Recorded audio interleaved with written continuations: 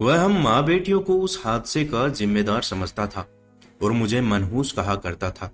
मेरी तो जिंदगी में पहले भी कोई कदर नहीं थी, लेकिन मेरे सौतेले बाप ने मुझे रानी बनाकर रखा था और अब मेरे भाई ने मुझे आसमान से उतारकर जमीन पर पटक दिया था।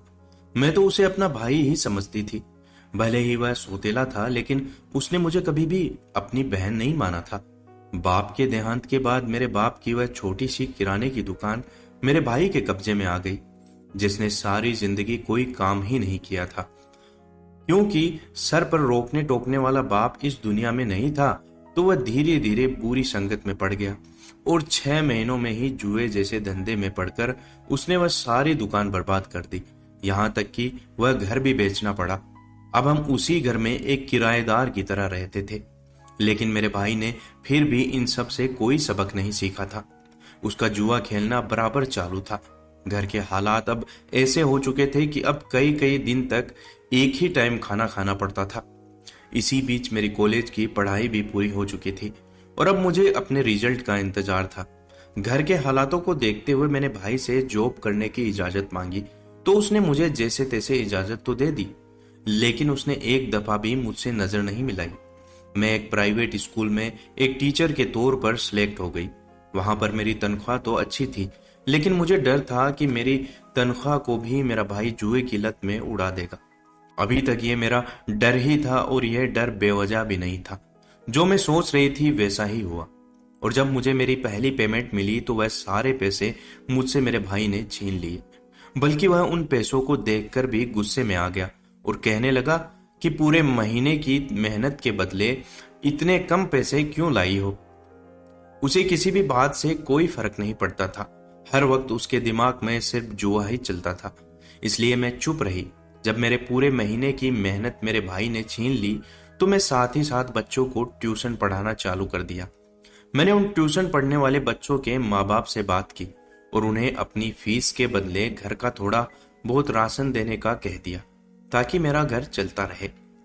तनख्वाह का भी मैंने ये हिसाब रखा कि अगले महीने से आधी सैलरी अपने बैंक अकाउंट में जमा करना शुरू कर दी और आधी सैलरी ही घर लाती थी। मैंने भाई को नहीं बताया था कि मैंने अब ऐसा करना शुरू किया है।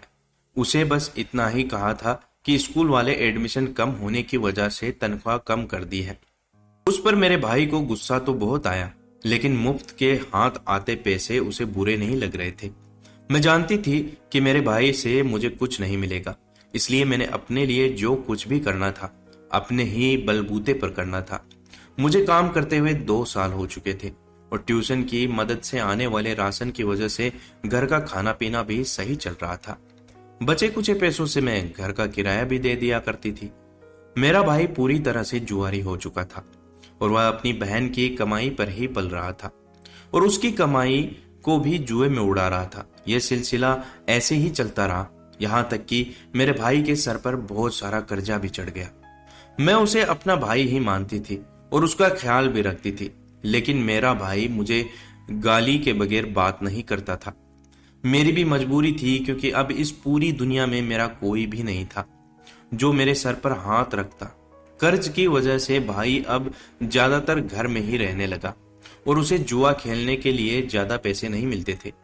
मेरे हर महीने आने वाले थोड़े बहुत पैसे उसके कर्ज में ही चले जाते। फिर भी भाई इधर उधर से कर्जा लेकर जुआ खेलने चला जाता था। आखिरकार एक दिन सारी हदें पार हो गई, जब जुए खेलने वाले कुछ आदमी हमारे घर के दरवाजे पर आ गए। जब भाई ने उनसे थोड़ी मोहलत मांगी तो वह भाई को मारते पीटते अंदर घुस गए और उनकी नजर मुझ पर भी पड़ गई। उन्होंने मुझे भी बालों से पकड़ लिया और मेरे भाई से कहने लगे, अगर कर्ज नहीं दे सकता है तो फिर अपनी बहन हमारे हवाले कर दे। मैं जरूर उसकी सौतेली बहन थी, लेकिन यह बात सुनकर भाई को गुस्सा आया और वह उनसे लड़ने लगा। उन्होंने भाई को धमकी दी कि अगर 1 महीने में हमारे पैसे वापस नहीं किया तो हम तुम्हारी बहन को उठाकर ले जाएंगे और तुम्हें भी जान से हाथ धोना पड़ेगा। मैंने पहली बार भाई के ऊपर गुजरने वाली मुसीबत का अंदाजा किया और बहन की मोहब्बत सामने आ गई और मैं अपनी जिंदगी की सबसे बड़ी गलती कर बैठी। दोस्तों, आपको यह कहानी कैसी लगी कमेंट करके जरूर बताइएगा। चैनल पर नए हैं तो चैनल को सब्सक्राइब जरूर कीजिएगा। धन्यवाद।